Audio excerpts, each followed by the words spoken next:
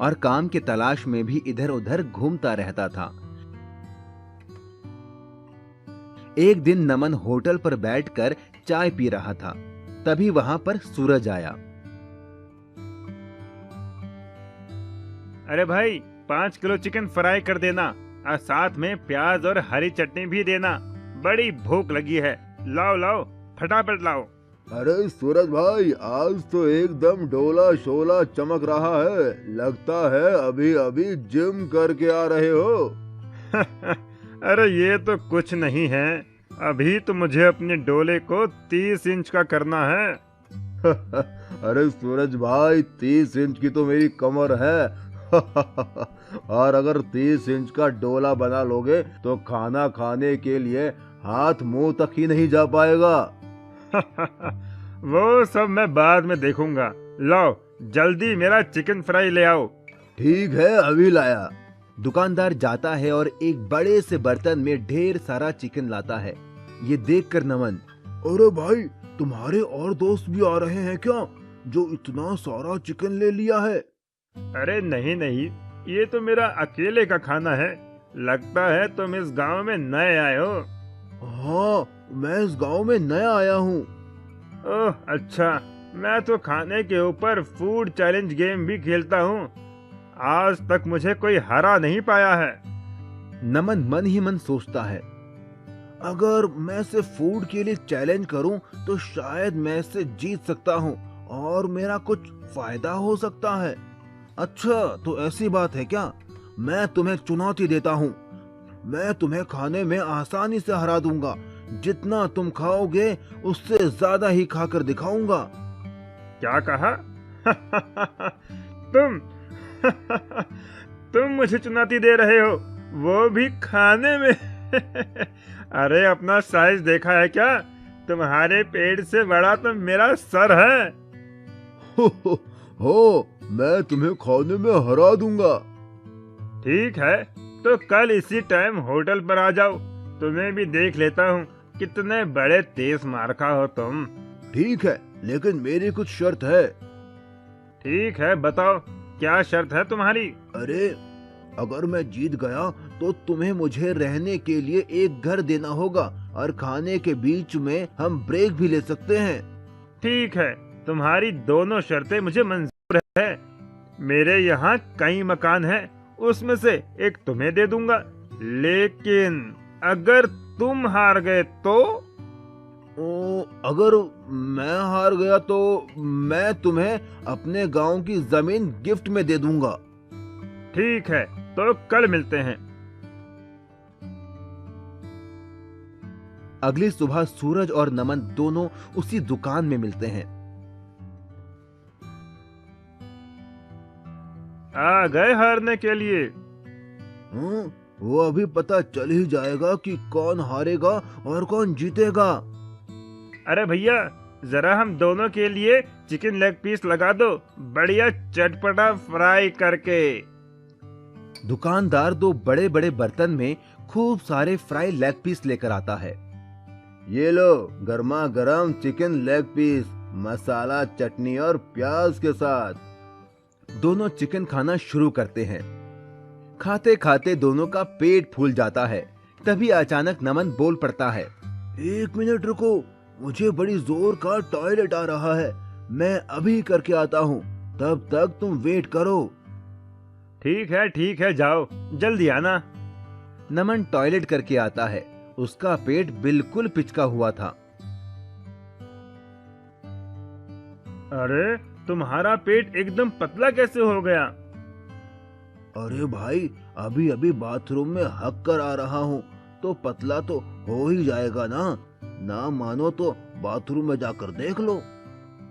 हाँ ठीक है, चलो खाते हैं।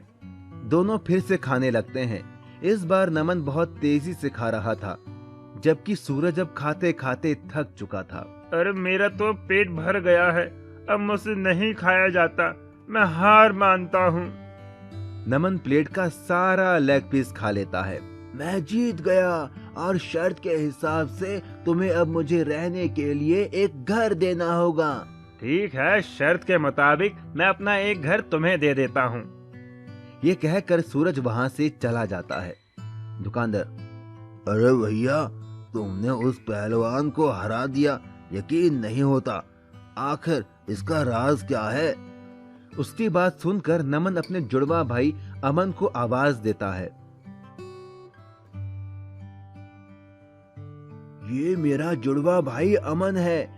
जब खाते खाते मेरा पेट भर गया था तो मैं बहाना बनाकर बाथरूम गया और अपनी जगह अपने जुड़वा भाई अमन को भेज दिया और वो सारा लेग पीस खा गया और इस तरह मैंने उस सूरज को हरा दिया। इतना कहकर नमन और अमन खुशी खुशी वहां से चले गए। मैजिकल हैन। उत्तर प्रदेश के गांव में अब्दुल नाम का एक मेहनती इंसान रहता था जो ऑमलेट बेचकर अपना घर चलाता था। उसकी एक रजिया नाम की लड़की थी जिसका सपना था डॉक्टर बनने का और वो उसके लिए दिन रात मेहनत करती थी। वो जब भी अपने पापा का हाथ बटाने आती तो उसके पिताजी मना कर देते। नहीं बेटी, तुम ये ऑमलेट मत बनाओ, तुम्हें तो बड़े होकर डॉक्टर बनना है। ठीक है पिताजी, लेकिन जिस दिन मैं डॉक्टर बन जाऊंगी आपको काम नहीं करने दूंगी, आप बस आराम करना। पर एक दिन कुछ ऐसा हुआ कि रजिया के डॉक्टर बनने का सपना टूट सा गया। रजिया के पिता का एक्सीडेंट हो गया और डॉक्टर ने उन्हें 2 साल तक बिस्तर से उठने के लिए मना कर दिया। रजिया को ऑमलेट बनाना आता ही नहीं था, ना ही वो ठेला लगा सकती थी, इसीलिए वो जंगल जाकर लकड़ियां बिनकर लाती और उन्हें शहर में बेचकर अपने परिवार का पेट पालती। उसकी पढ़ाई भी पूरी तरह छूट गई। एक बार जब वो लकड़ियां बिनने पास के जंगल गई तो उसे किसी के रोने की आवाज आई। मुझे बचाओ, मुझे बचाओ, बचाओ मुझे। रजिया दौड़कर उस आवाज की ओर गई। उसने देखा एक अजीब सी दिखने वाली बूढ़ी औरत रो रही थी। उसके पूरे शरीर पर घाव और फोड़े थे। उसने जाकर उससे पूछा, माँ जी, आपको क्या हुआ है? मुझे एक बहुत खतरनाक बीमारी है जिस वजह से मेरा शरीर धीरे धीरे गल रहा है। अगर पास वाली पवित्र नदी से पानी लाकर मुझ पर छिड़का जाए तो मैं ठीक हो जाऊंगी, लेकिन एक शर्त है। कैसी शर्त माँ जी? मैं तो उस पानी से ठीक हो जाऊंगी, लेकिन मुझको ठीक करने वाले इंसान को ये बीमारी हो जाएगी। रजिया ने कुछ सोचा और कहा, कोई बात नहीं, मैं आपको यूं दर्द में नहीं देख सकती। आप मेरी दादी की उम्र की हो, मैं आपकी बीमारी लेने को तैयार हूँ। इतना कहकर वो जाने लगी, लेकिन तभी उस बूढ़ी औरत ने उसे रोका और वो औरत एक खूबसूरत परी में बदल गई और रजिया से बोली, मैं तो बस तुम्हारी परीक्षा ले रही थी। आज तक तुम जैसा भला इंसान मैंने कभी नहीं देखा जो दूसरों का दर्द और बीमारी अपने ऊपर ले। बोलो, तुम्हें क्या तकलीफ है? फिर रजिया ने सारी बात परी को बताई कि कैसे पिता का ऑमलेट का ठेला ना लग पाने की वजह से उनका परिवार भूखा मर रहा है। उसकी बात सुनकर उस परी ने एक मुर्गी रजिया को देकर कहा, ये एक जादुई मुर्गी है, बाकी मुर्गियाँ तो सिर्फ अंडे देती हैं, ये मुर्गी तो सीधा ऑमलेट देगी, वो तुम जितने चाहोगी उतने। रजिया उस जादुई मुर्गी को लेकर घर आ गई और उसने फिर से ठेला लगाना शुरू कर दिया। वो एक कमरे में मुर्गी को छिपाकर ऑमलेट बनाने का नाटक करने लगी ताकि किसी को जादुई मुर्गी का पता ना चले। वो मुर्गी दिन में जितने ऑमलेट चाहे उतने देती। यही नहीं, उसके ऑमलेट सबसे टेस्टी थे। इस वजह से बाकी ऑमलेट बेचने वालों के यहाँ लोगों ने आना बंद कर दिया।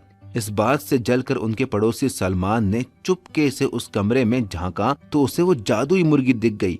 उसके मन में लालच आ गया और वो मुर्गी चुराकर घर ले आया। अब मैं भी इस जादुई मुर्गी से ऑमलेट बनाकर बेचूंगा और अमीर बन जाऊंगा। चल मुर्गी, वैसा ही टेस्टी ऑमलेट दे और मुझे अमीर बना दे।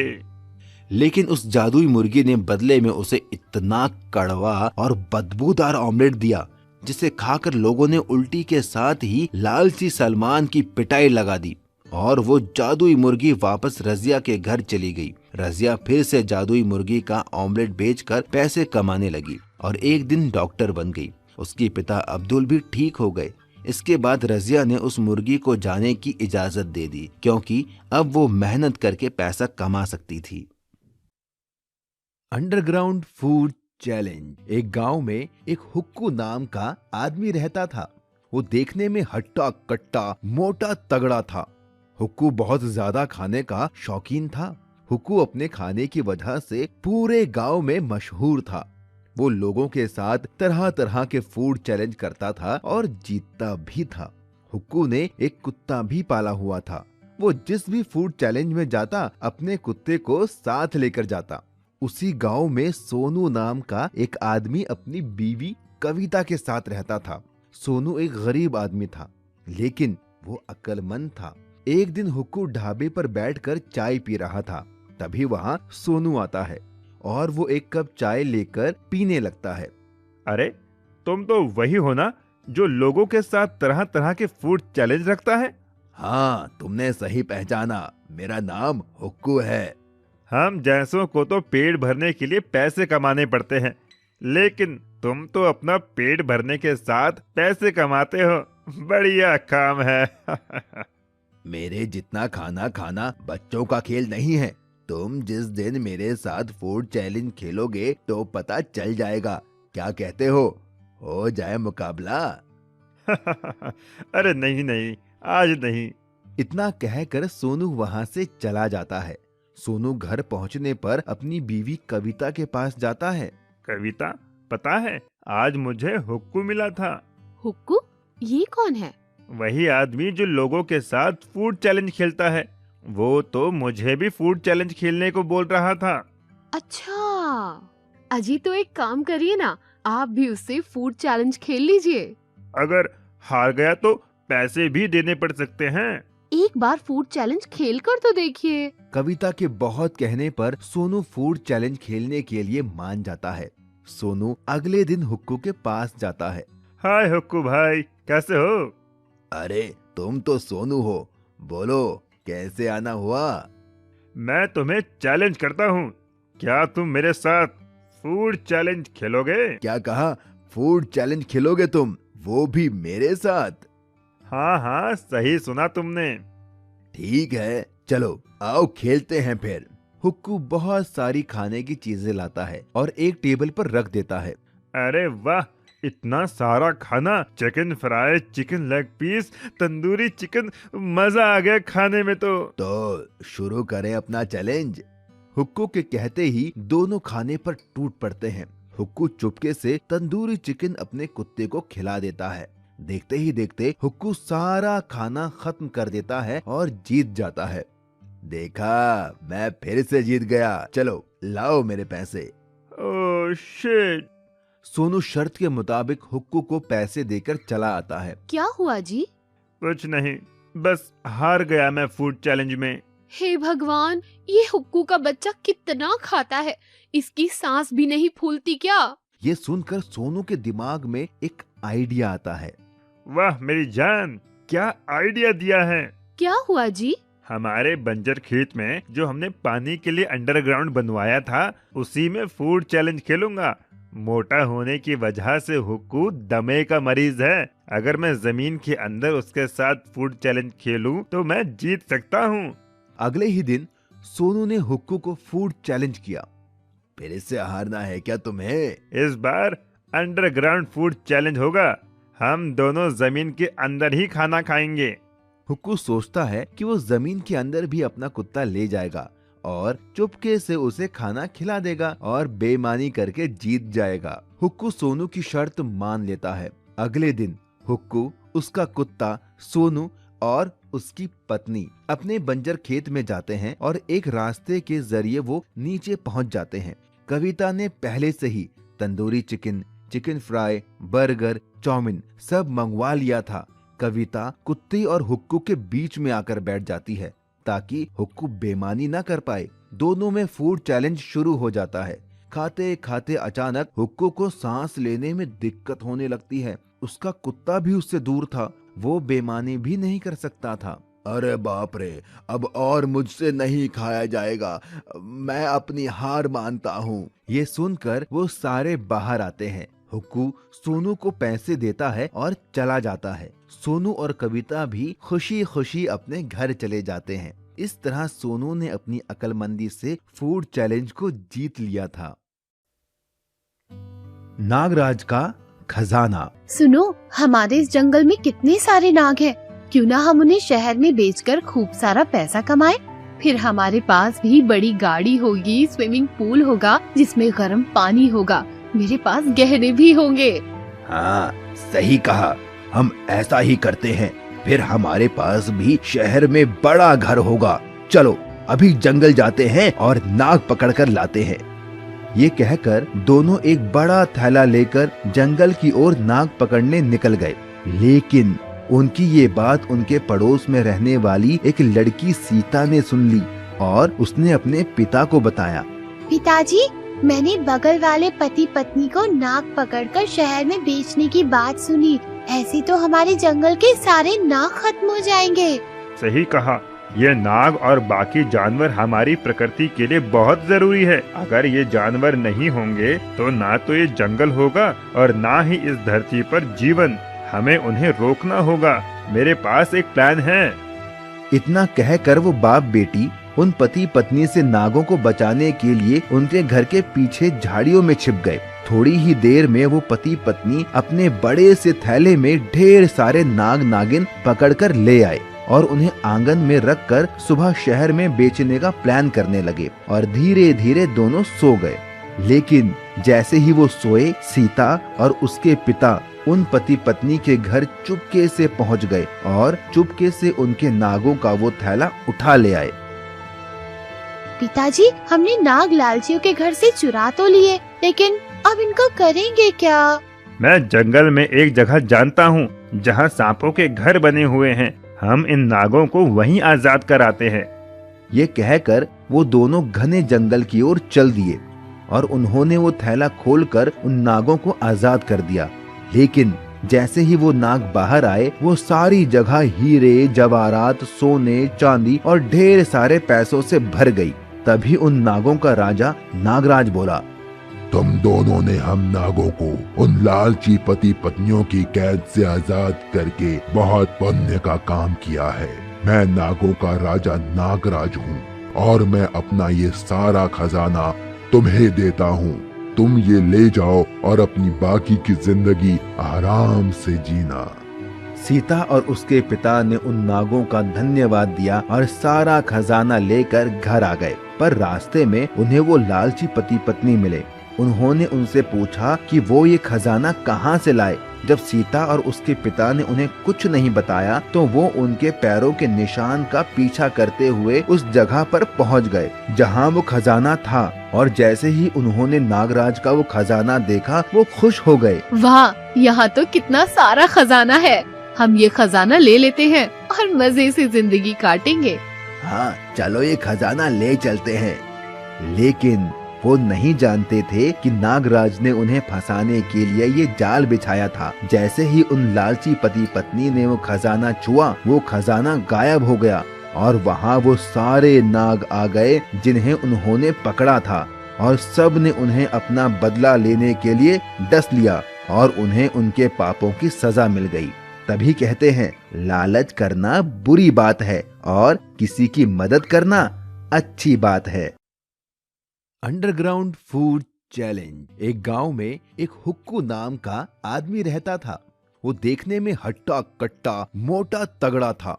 हुक्कू बहुत ज्यादा खाने का शौकीन था। हुक्कू अपने खाने की वजह से पूरे गांव में मशहूर था। वो लोगों के साथ तरह तरह के फूड चैलेंज करता था और जीतता भी था। हुक्कू ने एक कुत्ता भी पाला हुआ था। वो जिस भी फूड चैलेंज में जाता, अपने कुत्ते को साथ लेकर जाता। उसी गांव में सोनू नाम का एक आदमी अपनी बीवी कविता के साथ रहता था। सोनू एक गरीब आदमी था, लेकिन वो अक्लमंद था। एक दिन हुक्कू ढाबे पर बैठकर चाय पी रहा था। तभी वहाँ सोनू आता है और वो एक कप चाय लेकर पीने लगता है। अरे, तुम तो वही हो ना जो लोगों के साथ तरह तरह के फूड चैलेंज रखता है? हाँ, तुमने सही पहचाना। मेरा नाम हुक्कू है। हम जैसों को तो पेट भरने के लिए पैसे कमाने पड़ते हैं, लेकिन तुम तो अपना पेट भरने के साथ पैसे कमाते हो। बढ़िया काम है। मेरे जितना खाना खाना बच्चों का खेल नहीं है। तुम जिस दिन मेरे साथ फूड चैलेंज खेलोगे तो पता चल जाएगा। क्या कहते हो?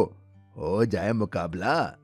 अरे नहीं नहीं, आज नहीं। इतना कहकर सोनू वहां से चला जाता है। सोनू घर पहुंचने पर अपनी बीवी कविता के पास जाता है। कविता, पता है आज मुझे हुक्कू मिला था। हुक्कू? ये कौन है? वही आदमी जो लोगों के साथ फूड चैलेंज खेलता है। वो तो मुझे भी फूड चैलेंज खेलने को बोल रहा था। अच्छा, अजी तो एक काम करिए ना, आप भी उससे फूड चैलेंज खेल लीजिए। अगर हार गया तो पैसे भी देने पड़ सकते हैं। एक बार फूड चैलेंज खेल कर तो देखिए। कविता के बहुत कहने पर सोनू फूड चैलेंज खेलने के लिए मान जाता है। सोनू अगले दिन हुक्कू के पास जाता है। हाय हुक्कू भाई, कैसे हो? अरे तुम तो सोनू हो, बोलो कैसे आना हुआ? मैं तुम्हें चैलेंज करता हूँ, क्या तुम मेरे साथ फूड चैलेंज खेलोगे? क्या कहा? फूड चैलेंज खेलोगे तुम, वो भी मेरे साथ? हाँ हाँ, सही सुना तुमने। ठीक है, चलो आओ खेलते हैं फिर। हुक्कू बहुत सारी खाने की चीजें लाता है और एक टेबल पर रख देता है। अरे वाह, इतना सारा खाना! Chicken fry, chicken leg piece, tandoori chicken, मजा आ गया खाने में तो शुरू करें अपना चैलेंज।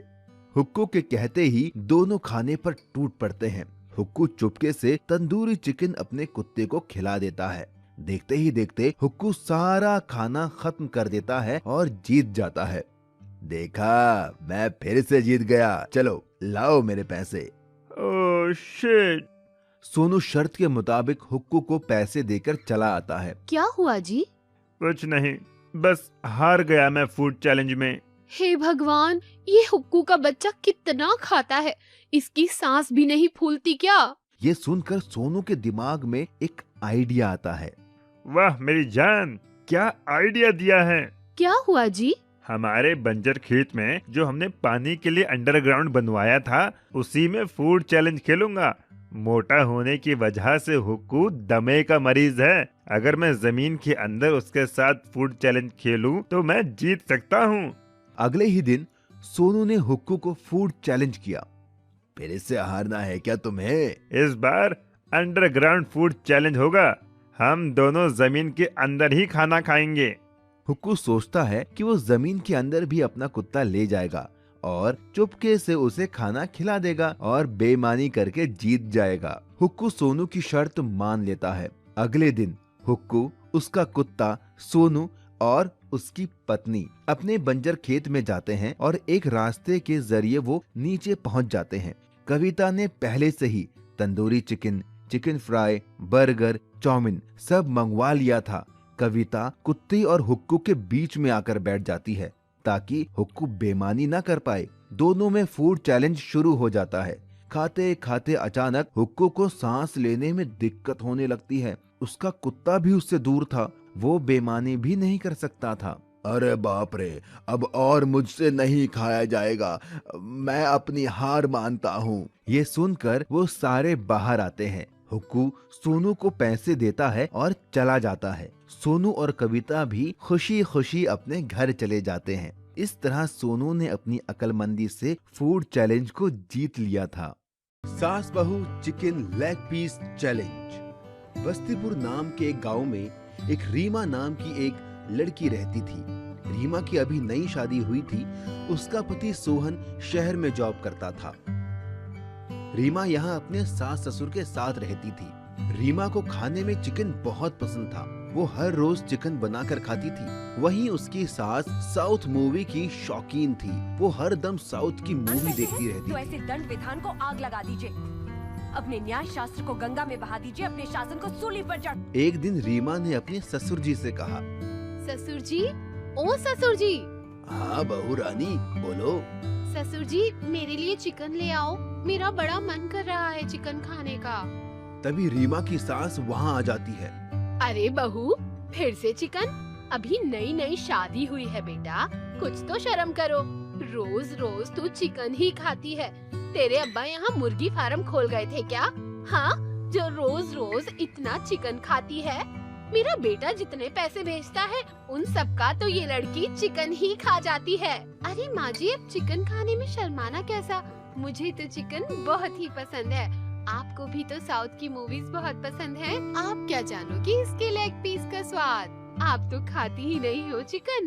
बहू, जब मैं तेरी उम्र की थी ना, तो ना जाने कितने चिकन तल के खा गई। चिकन खाने में पूरे गांव में मेरा मुकाबला कोई नहीं कर सकता था। ये मजबूत दांत हैं बहू, चिकन खाकर उसका आकार बदल देता है। और हाँ, इन दांतों ने लेग पीस छोड़े हैं, चबाना नहीं भूले। चिकन खाने में तो मेरा भी कोई तोड़ नहीं है माँ जी।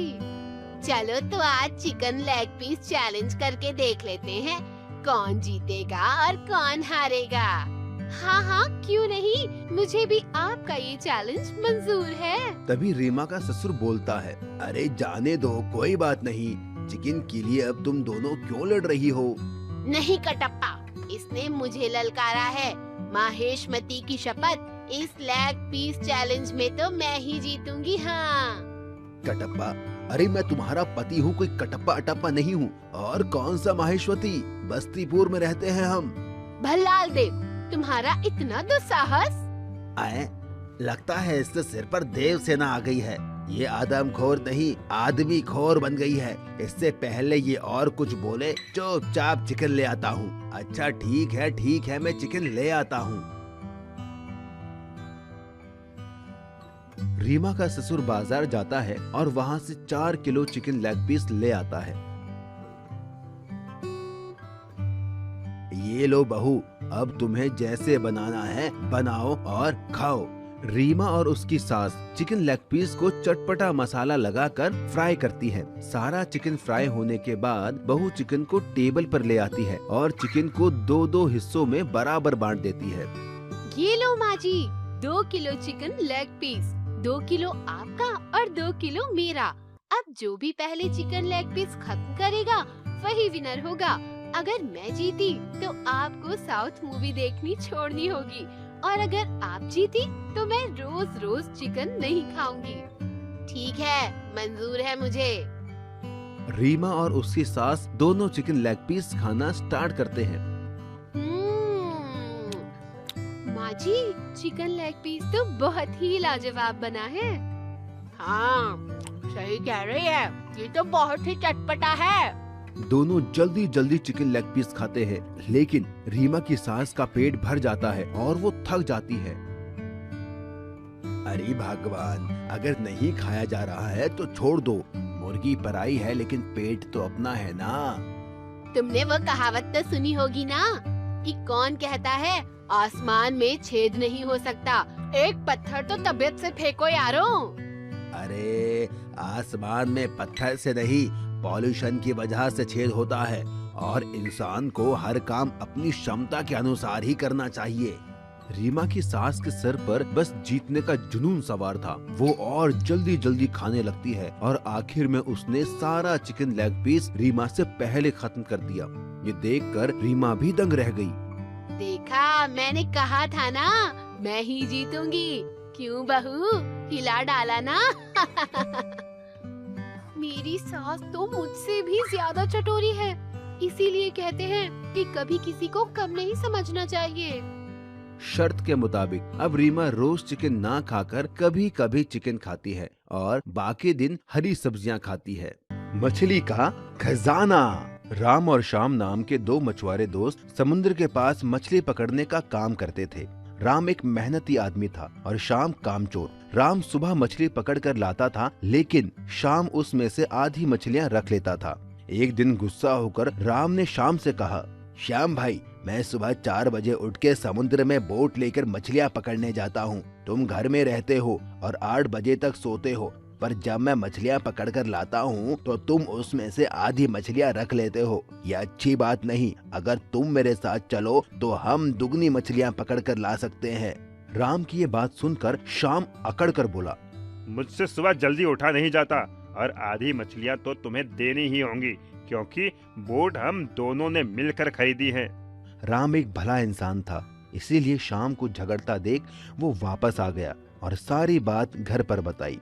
राम की बात सुनकर राम की बेटी राधा बोली, आप चिंता मत कीजिए पापा, मैडम कहती है जो लोग आलसी होते हैं वो एक ना एक दिन पछताते हैं, और मेहनत करने वाला इंसान जिंदगी में हमेशा आगे बढ़ता है। आपकी मेहनत एक दिन जरूर रंग लाएगी। रही बात आपकी मदद की, तो स्कूल जाने से पहले मैं आपकी मदद करने चला करूंगी। अपनी छोटी सी बेटी के मुंह से इतनी बड़ी बात सुनकर राम को बहुत खुशी मिली। राम और उसकी बेटी दोनों अब 7 मछलियां पकड़ने जाते। राम जाल फेंक के मछलियां पकड़ता और उसकी बेटी राधा उन मछलियों को साफ करके टोकरी में जमाती। पापा वो देखो, वो कितनी बड़ी मछली है। हाँ, आज तक मैंने इससे बड़ी मछली यहाँ नहीं देखी। आओ इसे पकड़ते हैं। ये कहकर राम ने जाल फेंका और मछली पकड़ में आ गई। लेकिन तभी उन्हें किसी के रोने की आवाज आई। बेटी, ये रोने की आवाज कहाँ से आ रही है? मुझे तो लगता है ये रोने की आवाज मछली में से आ रही है। वो डरते हुए मछली के पास पहुंचा। उसके पास पहुंचते ही वो मछली और जोर से रोने लगी। मुझे छोड़ दो, मुझे जाने दो, मुझे मत पकड़ो। लेकिन अगर हम मछुआरे मछली ही नहीं पकड़ेंगे तो हम खाएंगे क्या? तुम्हें पकड़ना मेरी मजबूरी है। लेकिन पिताजी, हमसे आज तक किसी मछली ने अपनी जान की भीख नहीं मांगी है। इसका रोना मुझसे नहीं देखा जा रहा। देखा तो मुझसे भी नहीं जा रहा। चलो हम इसे छोड़ देते हैं। और जैसे ही राम ने उस मछली को छोड़ा तो उस मछली ने और बड़ा रूप ले लिया और उन दोनों से खुश होकर बोली, मैं कोई आम मछली नहीं, मछलियों की रानी हूँ। मैं तुम्हारी परीक्षा ले रही थी। एक मछुआरा होते हुए तुम्हारे दिल में मछली के लिए दया देखकर मैं बहुत प्रसन्न हुई हूँ। मेरे पेट के अंदर ढेर सारा सोना, खजाना, हीरे जवाहरात है। तुम इन्हें लेकर एक अच्छा जीवन जी सकते हो। और जैसे ही राम और उसकी बेटी राधा ने मछली के पेट का वो खजाना देखा तो दोनों दंग रह गए। उन्हें मछली की रानी के पेट में बहुत सारा धन दिखा। मछली की रानी वो सारा धन देकर उन्हें वहाँ से चली गई। जब वो वापस लौटे तो शाम ने उनसे पूछा, तुम्हारे पास इतना खजाना कहाँ से आया? ये तो हमको मछली की रानी ने दिया है। तो मैं भी कल जाऊंगा और मछली की रानी के पेट से